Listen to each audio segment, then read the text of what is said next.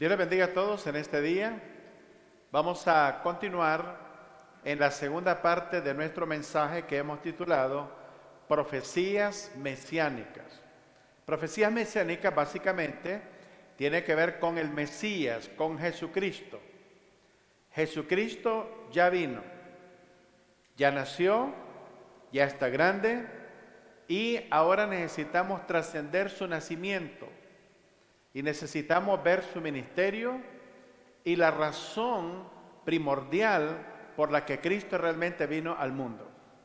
No vino para que lo anden celebrando de bebé todo el tiempo. Hay una cosa que es realmente incongruente, pero cuando celebramos el cumpleaños de alguno de nosotros, nadie nos trae de regalos pañales, biberones, sonajas, juguetes, carriolas, porque nos sentiríamos ofendidos, ¿no es cierto? Pero a Jesús continuamos celebrando el cumpleaños, entre comillas, como un bebé cada año. Ese concepto es erróneo porque no permite a Jesús crecer.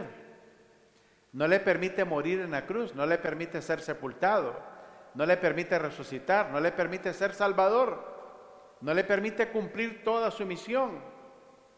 Entonces tenemos que trascender eso porque realmente la tradición del mundo es tan poderosa que ha penetrado la vida de la iglesia. Muchas personas vienen a la iglesia en diciembre para ver todos los programas de Navidad que hay en las iglesias y no se vuelven a aparecer. Entonces realmente esa celebración no sirve de nada si realmente una persona no viene a conocer a Cristo como el Señor y Salvador de su vida. Si su nombre no es registrado en el libro de la vida, morirá en condenación. Y la pregunta es, en condenación eterna, ¿de qué le habrá servido ser tan fiel, tan tradicional, de celebrar el nacimiento de Cristo año tras año de la misma manera, sin realmente conocer al niño que están celebrando, que no es niño? Todo el mundo pide que el niño Jesús me bendiga esta Navidad, que el niño Jesús me dé paz. Oye, el niño es el príncipe de paz. Y la paz solamente viene al corazón del hombre y al mundo a través del conocimiento de su palabra y están informados de la razón por la que él realmente nació. La iglesia tiene la responsabilidad de trascender esa tradición para proyectar el mensaje completo de la palabra de Cristo y la misión por la cual Él vino a este mundo. Vamos a ir al libro de Lucas, capítulo 24, versículos del 17 al verso 19, luego pasamos del 25 al 27. Lucas, capítulo 24, versículo 17 al verso 19, luego del 25 hasta el 27. El trasfondo de esta lectura bíblica: Jesús ha resucitado. Hay dos discípulos de Jesús que tienen dudas en relación a la resurrección de Cristo. Y como no tienen ninguna evidencia que Cristo ha resucitado, se regresan a su ciudad, que se llama la ciudad de Emaús. Y cuando van para Emaús, van tristes. Y en el camino van hablando acerca de Jesús, cuando de pronto Jesús se acerca a ellos, pero no lo pueden reconocer. Déjeme decirle una cosa: si Jesús no se revela a nuestra vida, usted no lo puede conocer. La Biblia dice que si no nos fuere dado del Padre el don de la fe para poder creer en Cristo, Jesús dice, no podemos venir a Él. Menos que María nos introduzca a Jesús. Millones de cristianos han muerto a través de la historia oponiéndose a este tipo de enseñanza católica romana y han sido asesinados a través de la historia, continúan siendo asesinados hasta este momento y continuará llevándose a cabo tal asunto a través de medios sofisticados. La Biblia declara que María es la madre de Jesús, hombre, pero no es la madre de Dios. Dios no tiene mamá. Él es Dios. Si María es la madre de Dios, entonces ella tiene que tener algún tipo de divinidad que la Biblia no enseña. Pero María es una mujer fiel, es una mujer obediente, una mujer que dice, porque Dios ha mirado la bajeza de mi condición y mi alma se regocija en Dios mi Salvador. María también necesita de salvación. María también, después de haber dado a luz a Jesús, tuvo que a los 7 días, tuvo que hacer sacrificio, el 8º día, tuvo que realizar sacrificio por sus pecados para poder entrar al templo, para que en el 8º día, de acuerdo a la ley en Levítico 12, ella pudiera entrar para hacer 3 cosas con Jesús. Número 1, ella y José, haber presentado a Jesús, haber sido circuncidado y haber recibido su nombre, menos bautizarlo. Esta es la enseñanza de la palabra de Dios. La enseñanza de los hombres es contraria a la palabra de Cristo. Si nosotros realmente decimos que somos cristianos, que creemos en el Cristo de la Biblia, tenemos que sujetarnos a la enseñanza bíblica de la palabra de Dios, no a la enseñanza de los hombres, no a las tradiciones. En estas circunstancias van estos 2 discípulos platicando. Jesús se les acerca y veamos cómo se inicia la conversación en el verso 17. Leamos todos. Y les dijo, ¿qué pláticas son estas que tenéis entre vosotros mientras camináis y por qué estáis tristes? Hagamos una pausa. Iban tristes. Cuando algunas personas vienen a la iglesia, yo puedo observar cuando entran quién viene alegre, quién viene triste, quién viene distraído, quién viene con problemas, su rostro no lo puede ocultar, o quién viene enfermo. La tristeza de estos 2 discípulos se podía notar en su rostro.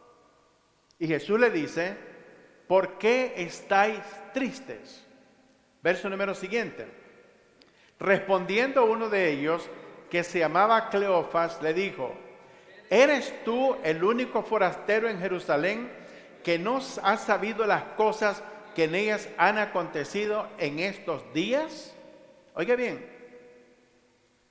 le están diciendo a Jesús que si él no está informado de las cosas que han acontecido en Jerusalén en estos días. Veamos lo que le dice Jesús. Entonces él les dijo, ¿qué cosas? Y ellos le dijeron, de Jesús Nazareno, que fue varón, profeta, poderoso en obra y en palabra delante de Dios y de todo el pueblo. ¿A quién le están diciendo la información? A Jesús le están informando acerca de Jesús. ¿En qué consiste la tristeza de ellos? En que no creen que Jesús ha resucitado. Muchas personas en las iglesias, aún cristianas, niegan que Jesucristo ha resucitado. Un día, un agnóstico, semiateo, llegó a las islas Fiji, allá en el Pacífico, y observó al llegar que habían montones de templos y cruces por todos lados, y cuando llegó, se dirigió al jefe de la tribu en ese lugar, y le dijo, señor jefe, le ha de haber dicho, how, gran jefe, y le dice, ustedes son personas muy brillantes, muy sabias, muy inteligentes, pero ¿por qué ustedes han creído esa mentira acerca de la existencia de Dios? El jefe de la tribu le dijo, ¿ves aquella roca que está allá? Le dijo, sí. Allí acostumbrábamos a partirle la cabeza a todas las personas que eran nuestros enemigos. ¿Y ves la hoguera que está al lado? Allí quemábamos a las personas antes de comérnoslas. Y gracias al Evangelio de Cristo que los misioneros trajeron aquí, nos convertimos de caníbales en cristianos.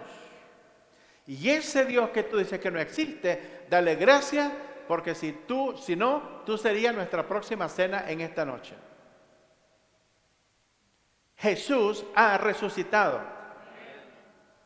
Jesús ha transformado millones de vidas a través de la historia. Nosotros somos ejemplo de eso. ¿Cuántos dicen amén?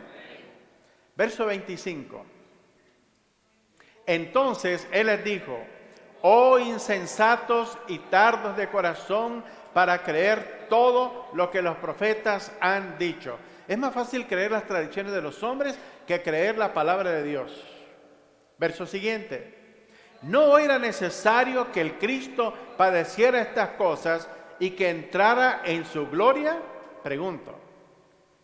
¿A cuántas personas habrá de felicitar Jesús en el futuro por haberle celebrado su cumpleaños por los pasados 2000 años?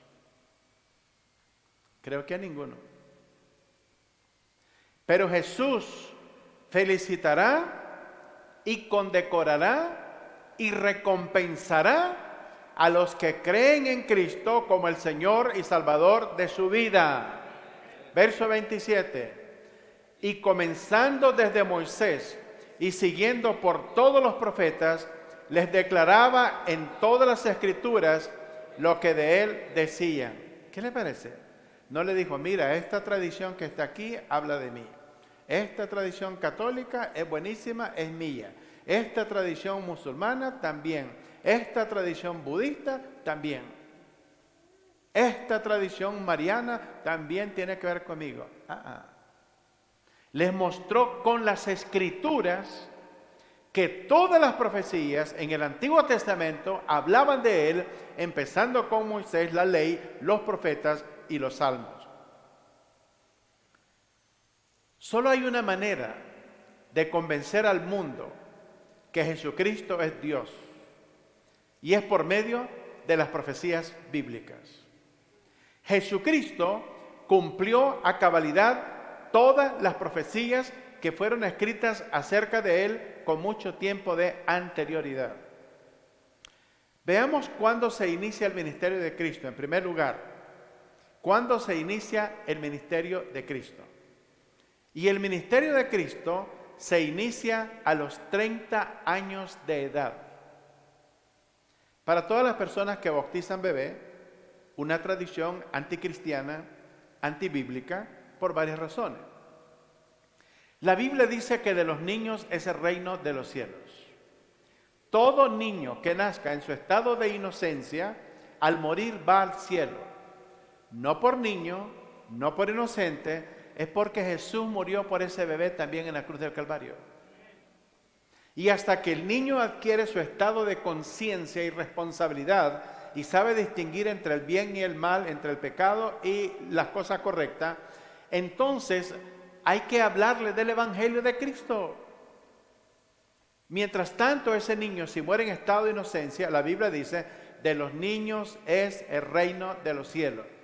No van al limbo. ¿Sabe por qué? Porque no existe en ningún lugar del universo. Es una mentira. Y tenemos que confrontarlo con la verdad de la palabra de Dios, cueste lo que cueste. Vayamos a Números capítulo 4.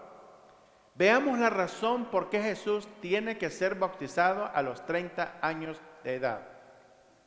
Y por qué su ministerio se inicia a los 30 años de edad. Nuestro Salvador es judío. ¿Cuántos dicen amén? Y él estaba siguiendo las leyes del Antiguo Testamento como todo judío. Números 4 del 2 al 3 y luego el verso 23, luego el 46 hasta el 48. Leamos el verso número 2. Toda la cuenta de los hijos de Coat, de entre los hijos de Leví, por sus familias, según las casas de sus padres. Veamos cuándo eran seleccionados para servir en el santuario. Verso siguiente. De edad de 30 años arriba hasta 50 años, todos los que entraban en compañía para servir en el tabernáculo de reunión. Verso 23. De edad de 30 años arriba hasta 50 años los contarás, todos los que entran en compañía para servir en el tabernáculo de reunión. Las personas empezaban a servir en el templo a los 30 años de edad. No a la edad que nosotros determinemos. Versos 46 al 48. Todos los contados de los levitas que Moisés y Aarón y los jefes de Israel contaron por sus familias y según las casas de sus padres, desde el de edad de 30 años arriba hasta el de edad de 50 años, todos los que entraban para ministrar en el servicio y tener cargo de obra en el tabernáculo de reunión, los contados de ellos fueron 8,580. 30 años para poder entrar a servir en el ministerio. Ahora veamos Lucas 3:23. Lucas 3:23. ¿Qué dice el texto? Jesús mismo, al comenzar su ministerio, era como de edad de ¿qué? De 30 años, hijo, según se creía, de José, hijo de Elí. O sea, José, su padre, se llamaba Elí. Jesús inicia su ministerio a los 30 años. ¿Pero qué acontece a los 30 años antes de empezar el ministerio? Jesús se bautiza en el río Jordán. No se bautizó a los 8 años, ni a los 5, ni de bebé de 8 meses, ni de 8 días, ni de 10. Se bautizó a los 30 años de edad. Y se bautizó en el río Jordán, donde hay mucha agua.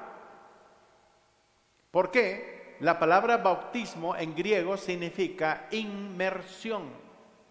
¿Y por qué el bautismo tiene que ser por inmersión? Porque de acuerdo a Romanos 6, 3 y 4 dice que el bautismo significa muerte, sepultura y resurrección. Cuando nos bautizamos, damos un testimonio público de que así como Cristo murió en la cruz, nosotros también morimos al pecado. Así como Cristo fue sepultado, nosotros a través del bautismo simbólicamente somos sepultados en Cristo Jesús y cuando somos levantados somos identificados con la resurrección de Cristo Jesús. Es un testimonio público de lo que pasó en nuestra vida el día que recibimos a Cristo como el Señor y Salvador de nuestra vida. Razón por la cual no bautizamos bebé. Bautizamos solamente personas que han entendido el Evangelio, han nacido de nuevo, han creído el Evangelio de Cristo, se han arrepentido, han confesado sus pecados antes de poderlos bautizar, de acuerdo a la palabra de Dios. Entonces, la pregunta es, ¿a los cuántos años Jesús inició su ministerio? ¿Por qué lo inició a los 30 años? Porque eso era la ley. A los 30 años tenía que empezar, no a los 28, no a los 15, no a los 60, a los 30 años. Veamos en segundo lugar, este pasaje es impresionante, particularmente con lo que está aconteciendo en Israel en este momento. Si usted tenía alguna duda de que Dios había terminado con su plan para la nación de Israel, está completamente equivocado. Pablo nos recuerda en Romanos capítulo 11, dice, ¿ha desechado Dios a su pueblo? La pregunta es una pregunta retórica y Pablo se la responde, dice, no, Dios no ha desechado a su pueblo. Ve lo que nos dice la palabra de Dios, que el ministerio del Mesías se inicia en Israel, no en Dubái, Emiratos Árabes Unidos, no en Riyadh, no en Jeddah, no en Meca, Arabia Saudita, no en Bagdad, no en Damasco, no en el Líbano, no en Gaza. El ministerio de Cristo se inicia en Israel. Vayamos a Ezequiel 34, del 11 al 14 y luego del 30 al 31. Ezequiel capítulo 34. La iglesia de Cristo debe de ser firme en creer la palabra de Cristo. No podemos reinterpretar lo que Dios ha dicho en su palabra a través de sus profetas. Hace unos días, un miembro del Parlamento en Turquía, dando un discurso, maldijo a Israel y dijo que la ira de Alá iba a caer sobre Israel. Tan pronto terminó el discurso y se fue de un lado. Tuvo un ataque al corazón, 2 días después se murió. Entonces Alá es sionista, porque la ira le cayó a él, no a Israel. ¿Qué le parece? Veamos lo que dice la palabra de Dios. Verso 11.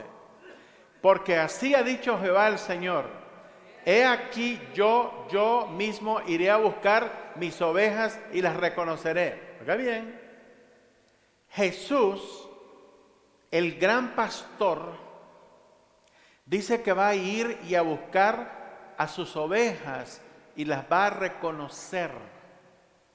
Veamos a quién se está refiriendo. Verso número 12. Como reconoce su rebaño el pastor el día que está en medio de sus ovejas esparcidas, así reconoceré mis ovejas y las libraré de todos los lugares en que fueron esparcidas el día del nublado y de la oscuridad. El Imperio Romano, en el año 70 de nuestra era, invadió Jerusalén. Destruyó la ciudad de Jerusalén, destruyó el templo, mató 1 millón de judíos y el resto de judíos fueron esparcidos por todo el mundo por los próximos 2000 años. ¿Okay?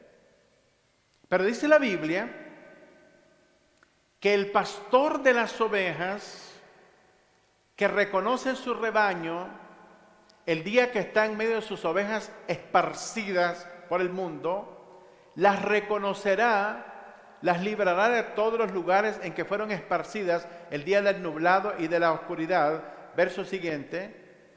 Y yo las sacaré de los pueblos y las juntaré de las tierras, las traeré a su propia tierra. ¿A dónde? ¿A Palestina? Sí, veamos lo que dice el resto del texto. Y las apacentaré en los Estados Unidos. Dios apacentará a su pueblo, ¿dónde? En los montes de Israel, por las riberas y en todos los lugares habitados del país, para que Dios pueda apacentar a su pueblo, a su rebaño. El pueblo de Israel lo tiene que tener en la tierra, en contra de la opinión del mundo internacional, de las Naciones Unidas, de los Estados Unidos, de Rusia, de China, de Corea del Norte, de Irán, de las Naciones Unidas, de la Unión Europea, de todos los organismos internacionales, de la Liga Árabe. Dios va a traer y ha traído gran parte de su pueblo. Y lo que está pasando en este momento con la guerra en Gaza, los judíos están regresando de todas partes del mundo a Israel. La única línea aérea que está viajando a Israel se llama el Al, la línea aérea de Israel, la única. Todas las demás compañías aéreas han cancelado su vuelo a Israel por razones de seguridad. La línea aérea de Israel sale vacío, los aviones salen vacíos a Londres, a Nueva York, a Atlanta, a París, a Francia, a Alemania, a Inglaterra, a Australia, y regresan repletos de judíos a la tierra. Dios continúa trayendo a su pueblo. ¿Por qué? Porque los va a apacentar en los montes de Israel, por las riberas y en todos los lugares habitados del país. Bendito sea el Señor. Versos 30 al 31. Oiga bien. En buenos pastos las apacentaré. Verso 30, van conmigo, del mismo capítulo. Y en los altos montes de Israel estará su aprisco. ¿Están conmigo? Perdón, ya leímos el 14, ¿no? Ok, el 14, está bien, leámoslo. En buenos pastos las apacentaré, y en los montes de Israel estará su aprisco. Allí dormirán en buen redil, y en pastos suculentos serán apacentados. ¿Dónde? Sobre los montes de Israel. La pregunta es, ¿creemos la palabra de Dios o no la creemos? ¿Cuántos creemos la palabra de Dios? Versos 30 y 31. Y sabrán que yo soy Jehová su Dios, estoy con ellos, ellos son mi pueblo, la casa de Israel, dice Jehová el Señor, y vosotras, ovejas mías, ovejas de mi pasto, hombres sois, y yo vuestro Dios, dice Jehová el Señor. O la palabra de Dios, o la palabra de los hombres, pero no las dos. Dios ha hablado 2700 años antes que todo el mundo tuviera la opinión que tiene en este momento. Y la palabra de Dios es palabra divina y palabra eterna. Porque, amados, si Dios no cumple sus promesas con Israel, tampoco las cumple con la iglesia. Pero Dios ha cumplido su promesa con Israel por los pasados 4100 años. Dios le dijo a Abraham, tu nombre será engrandecido. Estamos hablando de Abraham el día de hoy, 4100 años después. De nosotros no hablarán más allá de 10 años o 20 o 30. Ya no se diga 100. Ni siquiera sabrá nuestro nieto dónde estamos enterrados, o nuestro bisnieto. De Abraham continuamos hablando 4100 años después. Porque Dios le dijo a Abraham que su nombre sería engrandecido y Abraham sería bendición a todas las familias de la tierra. Cuando usted se toma una aspirina, dele gracias a Dios por el pueblo de Israel, porque ellos la inventaron. No creo que nadie tenga sífilis aquí, pero cuando usted tiene sífilis, que espero que nadie tenga, la medicina la inventaron los israelitas. Cuando usted enciende su computadora y la computadora dice Intel, ese microchip que va dentro de su computadora es israelita. Debe decir Inside Israel. Las personas que están en contra de Israel deben de tirar sus teléfonos a la basura porque son tecnología israelita. Y más cosas que les puedo mencionar. Porque no solamente serían bendición espiritualmente, pero serían bendición en todos los descubrimientos científicos que hay en el mundo. En Israel existe la mayor variedad de tomates en el mundo. El primer productor de cítricos en el mundo. Medicinas, desarrollos tecnológicos. Es una cosa extraordinaria cómo Dios ha usado esa nación tan pequeñita. Esta madrugada escuchaba las noticias, las últimas noticias de Israel. Y me di vuelta a mi cama, boca abajo, y dije, Señor, Israel necesita un milagro. Gaza es un problema, el Líbano ya está activo, ahora está activo el Banco del Oeste, está activo Yemen, 4 frentes. Le preguntaron a unos judíos, un grupo de pastores. Estos pastores son judíos cristianos. Y le dijeron, ¿cuál sería el mensaje que ustedes le darían a todos los cristianos evangélicos en los Estados Unidos? ¿Sabe cuál fue la respuesta de ellos? Les queremos decir que no los necesitamos. Porque aunque el mundo nos abandone, estamos confiando en las promesas de Dios. Pareciera mal lo que acabo de decir ahorita, ¿verdad? Pero somos nosotros los que necesitamos a ellos. Porque nuestro Salvador, ¿de dónde vino? Es judío. Si Cristo no nos salva, estamos perdidos. Si el pueblo de Israel no existe, yo no les diría, abran su Biblia en el libro de Ezequiel. No habría Biblia. No mencionaríamos los apóstoles. Nosotros necesitamos a Israel, no Israel a nosotros. Porque el Dios de Israel no se adormece ni duerme. Está vigilante de la nación de Israel 24 horas al día. Y la Biblia dice, le dice a Abraham, bendeciré al que te bendijere, maldeciré al que te maldijere. Si nosotros como nación maldecimos a Israel, seremos un país del tercer mundo, muy pronto. Pero si continuamos bendiciendo a Israel, seremos bendecidos. ¿Cuántos de ustedes quieren la maldición de Israel? Digan amén. ¿Cuántos quieren la bendición? Bendigamos a Israel constantemente. Mateo capítulo 10, versos 5 y 6. Los samaritanos eran un grupo de judíos mezclados con asirios que eran despreciables, eran ciudadanos de segunda clase. Mire lo que le dice Jesús a los judíos. Versos 5 y 6. A estos 12 envió Jesús y les dio instrucciones diciendo: por camino de gentiles no vayáis, y en ciudades samaritanos no entréis, sino id antes a las ovejas perdidas de la casa de Israel. En otras palabras, el evangelio es primeramente a los judíos, luego a los gentiles. Romanos 1:16 dice Pablo: porque no me avergüenzo del evangelio, porque es poder de Dios. ¿Para qué? Para salvación a todo aquel que cree, al judío primeramente y después al griego, a los gentiles. Ahora, ¿significa que el evangelio no debía llevarse en absoluto a los samaritanos? Mire lo que dice la Biblia en Hechos 1:8. Y recibiréis poder cuando haya venido sobre vosotros el Espíritu Santo. Me seréis testigos, ¿dónde?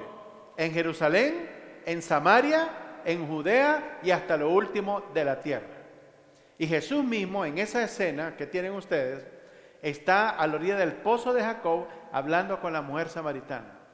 Y la mujer samaritana llega a creer en Cristo, y en ese mismo momento que recibe a Cristo, que lo reconoce como el Mesías prometido, se va y trae la mayor cantidad de pueblo para que puedan escuchar a Jesús y el mensaje de la palabra de Dios. Solamente tenía una sola de ser convertida. Hay personas que quieren tomar cursos, ir a seminarios y esto para hablar de Cristo. Esa mujer en su conversión fue tan efectiva que se trajo a la mayor cantidad del pueblo para que escucharan a Jesús. ¿Unas cuantas horas? Y hay cristianos que tienen 20 años, son ancianos en el evangelio y todavía no han ganado una sola persona para Cristo. ¿Y qué es lo que hacen? Llaman al pastor. Pastor, ¿puede ir a hablar de Cristo a esta persona? La pregunta es: ¿y tú? Yo puedo ir, pero ¿de qué te ha servido lo que has aprendido todos estos años? Tenemos suficiente información para compartir nuestra fe a otras personas. Veamos en tercer lugar, otra de las profecías bíblicas: Jesús sería sacerdote según el orden de Melquisedec, no según el orden de Aarón, y de una tribu que Moisés nunca habló nada, que es la tribu de Judá. Los sacerdotes vinieron de la tribu de Leví, bajo la orden de Aarón. Eso es lo único que se conocía en el pueblo de Israel. Pero la Biblia dice que Jesús sería sacerdote según el orden de Melquisedec. Quiero decirles algo que quizás no conozcan. Cuando un sacerdote católico romano es ordenado al sacerdocio católico romano, el obispo o el monseñor o el que lo ordene, cuando lo ordena, le dice, primeramente le dice: tú es alter Christus, en latín. Le dice: tú eres otro Cristo. ¿Qué le parece? Solamente hay un Cristo, no 2, ni 3, ni 5, uno. Estas personas son anticristos. Y cuando lo ordenan, le dice el sacerdote que lo ordena, el monseñor o el obispo o quien sea: tú eres sacerdote, le dice, según el orden de Melquisedec. ¿Really? Esa es una blasfemia. Porque solo hay una sola persona en toda la Biblia que es ordenado sumo sacerdote según el orden de Melquisedec.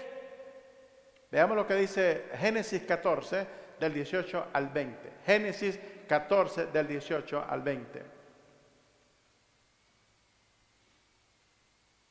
Abraham fue a pelear una guerra y se llevaron a Lot y a toda su gente. Y Abraham armó un grupo de personas y fue a pelear y rescató a Lot y a toda la gente que se llevaron. Vea lo que dice en el verso 18. Entonces Melquisedec, rey de Salem y sacerdote del Dios Altísimo, sacó pan y vino. Veamos de cerca lo que dice el texto. Entonces Melquisedec, del cual se habla solamente en 2 libros de la Biblia, Génesis y el libro de Hebreos. Rey de Salem. Salem es el nombre antiguo de la ciudad de Jerusalén. Sacerdote del Dios Altísimo. Sacó pan y vino. Verso siguiente. Y le bendijo a Abraham diciendo: bendito sea Abraham del Dios Altísimo, creador de los cielos y de la tierra. Verso 20. Y bendito sea el Dios Altísimo, que entregó tus enemigos en tu mano y le dio a Abraham los diezmos de todo. Para los que están en contra de los diezmos, que es conforme a la ley, bla, bla, bla. Abraham ni siquiera existía la ley y Abraham le dio diezmos a Dios. Jacob también lo hizo. Dios no necesita de nuestro dinero, by the way. No necesita ni $1 de nosotros. Porque Él es el creador del universo, de las galaxias y las constelaciones, del mar, de todos los monstruos marinos, de los planetas, el sol, la luna, las estrellas. Él es el creador de todo el oro que hay en el planeta, de todas las piedras preciosas. Él es el creador y dueño de todo. Él no necesita de nosotros. Pero usted y yo necesitamos de Él. El diezmo es un acto de obediencia y de fe en nuestra vida. Dios nos permite tomar control del 90% de nuestros ingresos y el 10% para la obra del Señor. No vamos a los impíos a pedirles dinero para avanzar el reino de los cielos. Lo tiene que hacer la iglesia, el pueblo del Señor.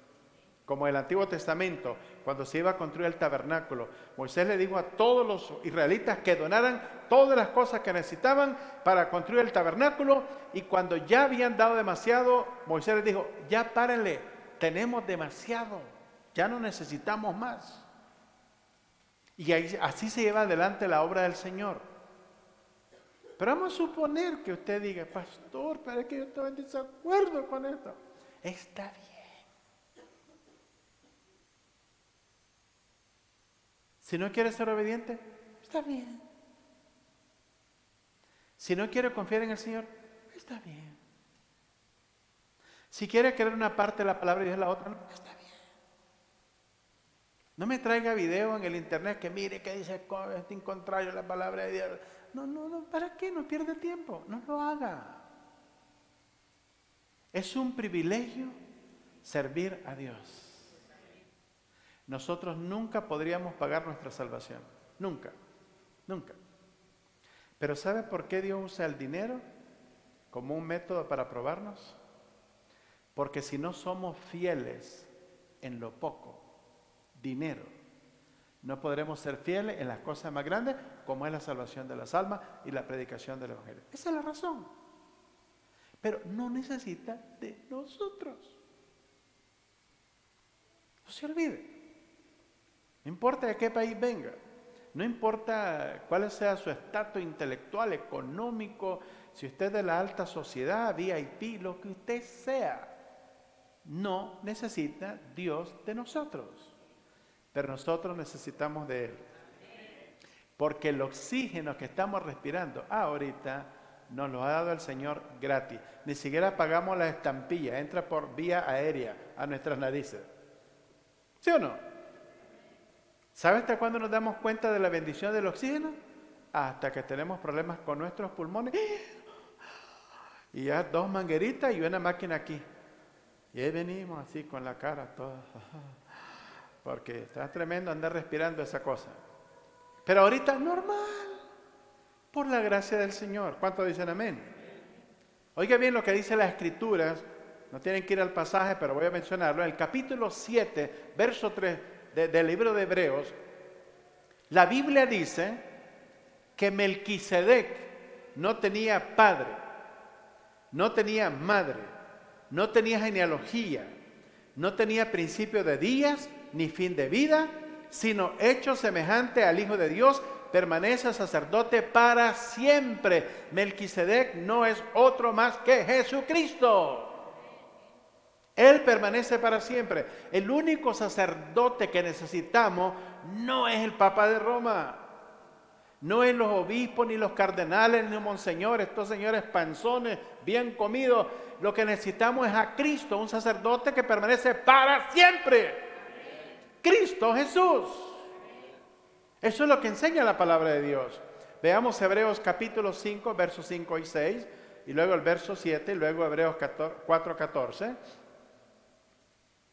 Jesús, el sumo sacerdote, oiga bien lo que dice el texto.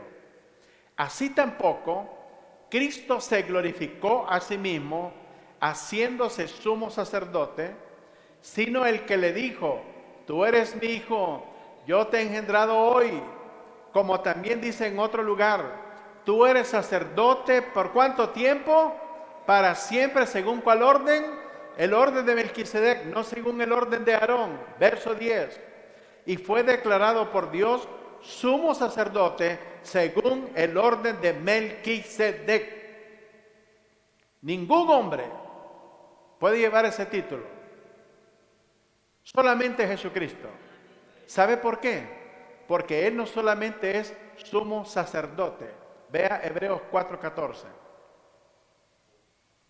Grado superlativo de la palabra. No hay nadie más grande que Jesucristo. Por tanto, teniendo un gran sumo sacerdote que traspasó los cielos, Jesús el Hijo de Dios, retengamos nuestra profesión. Queremos que usted vaya al cielo, no al infierno. Por lo tanto, tenemos que llamar su atención y persuadirlo a venir a Cristo, nuestro gran sumo sacerdote, que ya fue sacrificado en la cruz hace 2000 años, tiempo pasado, ya derramó su sangre, ya murió por los pecados del mundo. Ahora usted necesita hacer su parte, de venir a Cristo, confesarlo como el Señor y Salvador de su vida. No necesitamos estos sacerdotes que hay ahí. Ese sacerdocio llegó a su final en el momento que Cristo murió en la cruz. ¿Qué cree que pasó el día que Cristo murió en la cruz? Hubo un terremoto y el velo del templo, que pesaba 1 tonelada, se rasgó de arriba hacia abajo y quedó descubierto el lugar santísimo. En el Antiguo Testamento, esa parte donde ustedes están sentados, el lugar santo, donde estaba la mesa del pan de la preposición, estaba el candelabro de 7 ramas y estaba el altar del incienso, y aquí había una cortina especial. Y aquí arriba era el lugar santísimo, y aquí estaba el arca del pacto. Dentro de esa arca estaban las tablas de la ley, estaba la vara de Moisés que reverdeció, y estaba el maná, y estaba la presencia de Dios. Y sobre ese cajón estaba una tabla que era la tabla del propiciatorio. Moisés primeramente tenía, allá donde está el parqueo, era el lugar, el atrio donde se hacían los sacrificios. Moisés allá tenía que hacer sacrificio primeramente por sus pecados. Luego después hacer otro sacrificio por los pecados del pueblo. Y tenía que traer la sangre desde allá, del altar de sacrificio, entrar al lugar santo y entrar al lugar santísimo para rociar la sangre sobre la mesa del propiciatorio. Solo podía entrar Moisés. Y Moisés traía un cordón en la cintura y abajo unas campanas en el vestido. Mientras las campanas sonaban, significaba que Moisés estaba con vida. Pero si las campanas dejaban de sonar, es que porque Moisés había cometido algún error en el lugar santísimo y había muerto. Y el que entrara a sacarlo se moría. Entonces había que alarlo del lugar santísimo. Nadie podía entrar a ese lugar, porque Moisés era el intermediario entre Dios y el pueblo. Bueno, eso terminó en la muerte de Cristo. El velo se rasgó en dos y quedó abierto. Todo el mundo se quedó asustado, porque ahora Cristo entró con su propia sangre, ya no en el santuario terrenal, entró en el santuario celestial para que con un solo sacrificio Cristo obtuviera redención permanente para nosotros. Por eso no necesitamos más sacerdote, no hay templo. Jesús es nuestro gran sumo sacerdote. ¿Usted quiere andar aquí por abajito en cosas inferiores? Se lo va a lamentar el resto de la eternidad. Jesús es nuestro gran sumo sacerdote. No hay nadie más alto que nuestro Señor Jesucristo. ¿Cuántos dicen amén? En cuarto lugar, Jesús es el Cordero de Dios. Cuando trascendemos esa Navidad del niñito Jesús con luces, Él vino para morir. Vino para derramar su sangre. Vino para sufrir. Se lo estoy tratando de poner lo más gráfico posible, para que a usted no se le olvide cuál es la razón por la que Jesús vino al mundo. Veamos Isaías capítulo 3, verso 6, donde la Biblia describe todo el sufrimiento de Cristo Jesús profetizado por Isaías por lo menos 700 años antes de la muerte de Cristo. Dice la palabra de Dios: todos nosotros nos descarriamos como ovejas, cada cual se apartó por su camino. Hay personas que me dicen: yo he creído en Diosito siempre, desde chiquito. ¿Really? Mire lo que dice la palabra de Dios. Todos nosotros, leamos, nos descarriamos como ovejas, cada cual se apartó por su camino, mas Jehová cargó en él el pecado de todos nosotros. ¿Qué le parece? Él fue abandonado, el mundo lo rechazó, no quería saber nada de él.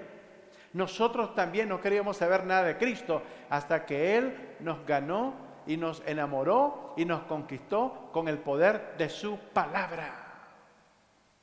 Si Él no nos cautiva con su palabra, con su amor, estaríamos perdidos como el resto de las personas y moriríamos en un lugar de condenación eterna.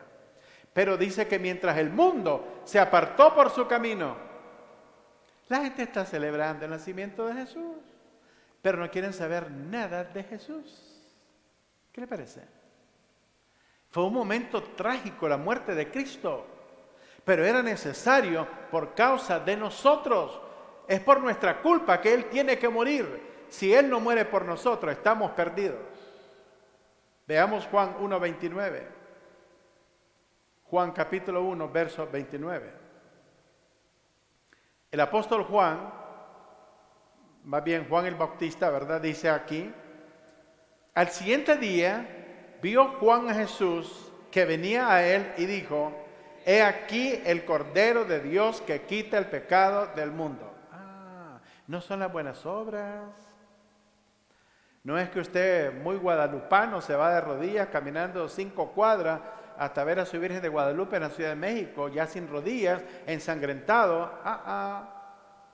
Eso es una abominación delante de Dios. Usted podrá creer lo que usted quiere. La Biblia dice: he aquí el Cordero de Dios que quita el pecado del mundo. Este es el Evangelio de Jesucristo. O el Evangelio de Cristo o las tradiciones de los hombres, pero no las dos. Usted no puede pretender creer en Cristo y creer en este tipo de cosas. Uno o lo otro, pero no los dos. Cristo es el centro. Desde Génesis hasta Apocalipsis, Cristo es el centro del mensaje bíblico. El sistema de sacrificios del Antiguo Testamento, se sacrificaron millones de animales por espacio de 500 años que no podían borrar el pecado, solamente cubrirlo. Recuerde esto: los corderos en el Antiguo Testamento no quitaban el pecado, lo cubrían. Y otra vez la persona pecaba, otra vez al templo con otro cordero por su pecado. Volvía a fallar, otro cordero, y ahí estaba. Por eso se necesitaban sacerdotes 24 horas al día. Por 500 años se moría uno, había que elegir a otro. Se moría un sumo sacerdote, había que nombrar a otro. 500 años. Jesús le puso fin a todo eso, para ser nuestro gran sumo sacerdote, el Cordero de Dios inocente, sin mancha, sin pecado, sin culpabilidad, puso su vida por nosotros, para nuestra salvación. Usted muere rechazando a Jesús y el mensaje del Evangelio, usted tiene que terminar en el infierno por el resto de la eternidad. No en otro lugar, en el infierno. Porque ha rechazado, ha pisoteado la obra de Cristo en la cruz. Y esto es grave. Jesús es el único Salvador. En quinto lugar, veamos en quinto lugar, Jesús es el único Salvador.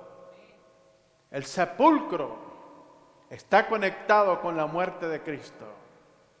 Si Cristo no muere, no puede ser sepultado. Si no es sepultado, no puede resucitar. Están conectadas las tres cosas. El corazón del Evangelio tiene que ver con la muerte, la sepultura y la resurrección de Cristo. Ahora, ¿sabe una de las cosas que la Biblia ordena que celebremos? Es la Santa Cena. Porque constantemente tenemos que ser recordados que la razón por qué somos salvos es por la obra de Cristo en la cruz. Y la razón por la que entraremos al cielo, que la miraremos por siempre, la única cosa hecha por manos de hombre en el cielo, serán las heridas de Cristo en sus manos, en su costado y en sus pies. Y lo veremos por siempre. Cuando Jesús resucita, ¿cómo les prueba a los discípulos que Él es Jesús? ¿Qué les dice? Mirad mis manos y mis pies. Y le dijeron a Tomás, ¿aquí estuvo Jesús, Tomás? No lo creo, hasta no ver, no creer. Oh, really? El próximo domingo, primer día de la semana, se vuelve a aparecer Jesús donde están los discípulos, y ahora está Tomás ahí, y le dice a Jesús, Tomás, mira mis manos, mete tu mano en mi costado. Señor mío, curios, Dios. Dice, porque me has visto, has creído. Más bienaventurados son los que sin haberme visto han creído. Cuando Jesús venga sobre el monte de los olivos, es requisito que para que la nación de Israel sea salva, tienen que ver las heridas en las manos de Jesús y le preguntarán, Zacarías capítulo 14, ¿dónde te hicieron esas heridas, Jesús? Aquí, mi hijo, con ustedes. Por la primera vez, la nación entera, por la primera vez de Israel, se postrará delante de Jesús, se arrepentirá de sus pecados y por la primera vez toda la nación de Israel reconocerá a Jesús como el Señor y Salvador de su vida, por la primera vez en la historia, como nación. Hay muchos judíos que se han convertido al Evangelio por los pasados 2000 años. Todos los apóstoles de la iglesia del primer siglo eran judíos, pero a través de los tiempos, el grupo de judíos viniendo a Cristo ha sido muy pequeño. Se calcula en este momento que en una población de 9,5 millones de judíos en Israel, solamente hay 30,000 cristianos evangélicos, mesiánicos. Es muy, muy pequeño el grupo, porque hay una incredulidad en ellos. Cuando Pilato les dijo, ¿quieren que suelte a vuestro rey? Y le dijeron los judíos, no tenemos más rey que César. Y cuando lo iban a crucificar, dijo, ¿les queremos soltar a vuestro rey? Dijo, no, cuando ellos pidieron, crucifícale, crucifícale, a vuestro rey he de crucificar, y dijeron que su sangre sea sobre nosotros y sobre nuestros hijos. Se impusieron una maldición. Pero tenemos que continuar orando por la salvación del pueblo de Israel, porque ese es el pueblo del Señor. La iglesia es el pueblo del Nuevo Testamento, pero el Antiguo Testamento tiene que ver con toda la nación de Israel. Veamos a Isaías 43:11. Isaías 43:11. Y veamos lo que nos dice el texto.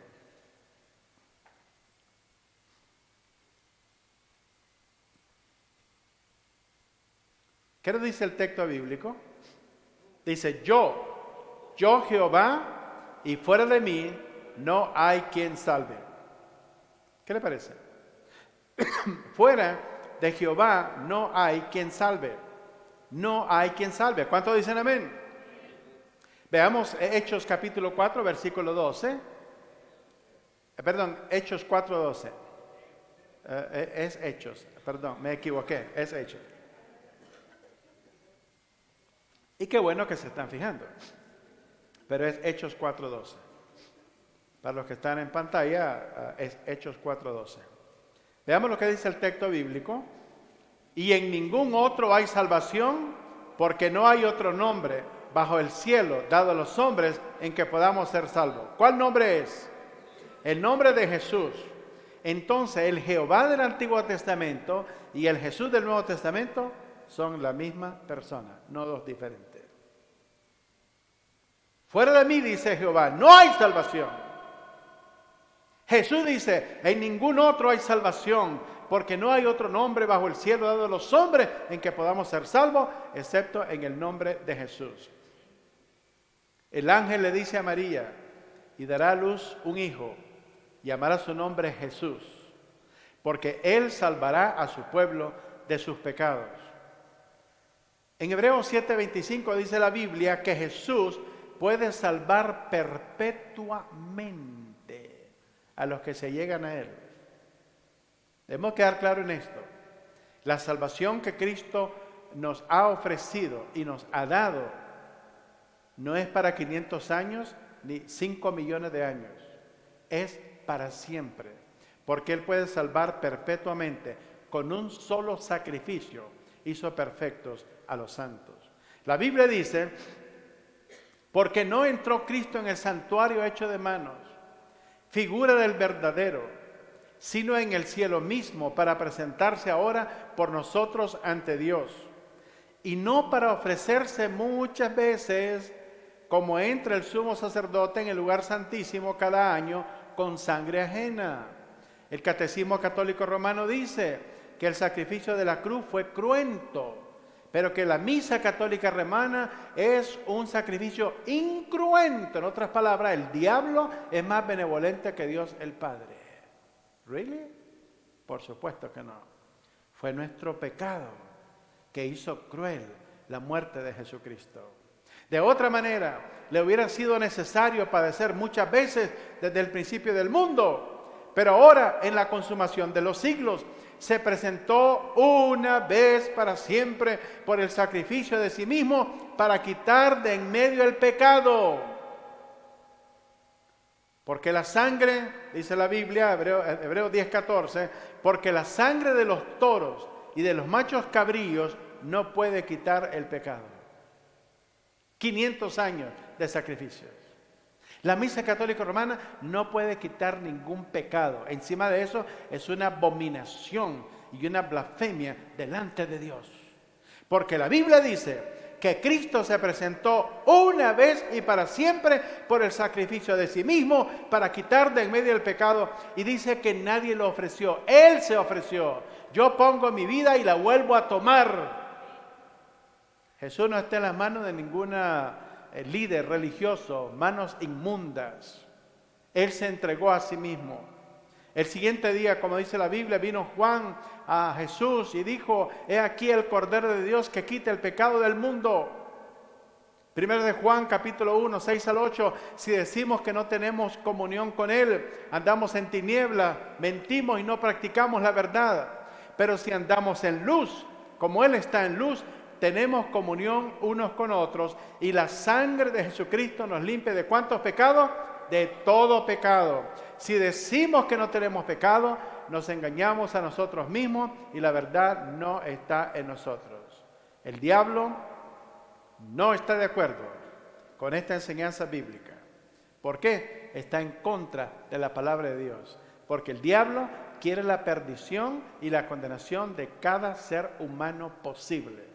Porque la única manera que el diablo puede herir el corazón de Dios es cuando una persona muere engañada, creyendo que estaba en el camino de la verdad y muere en condenación eterna. Esto duele el corazón de Dios. Por lo tanto, tenemos que compartir la verdad del Evangelio de nuestro Señor Jesucristo. Sin Cristo no hay salvación. Jesús dijo, yo soy el camino, la verdad y la vida, y nadie viene al Padre si no es por mí. La pregunta es, ¿estás preparado para venir al encuentro con tu Dios? Vamos a orar. Padre, bendice tu palabra. Santifícala en nuestros corazones. Gracias te damos por tu pueblo. Oramos por la salvación del pueblo de Israel, para que tú traigas el conocimiento de la verdad, que ese velo de estupor que hay en el pueblo, en la nación de Israel, que tú, Señor, puedas removerlo en cada persona para que venga el conocimiento del Mesías que ya vino y que vendrá una segunda vez para enjuiciar las naciones.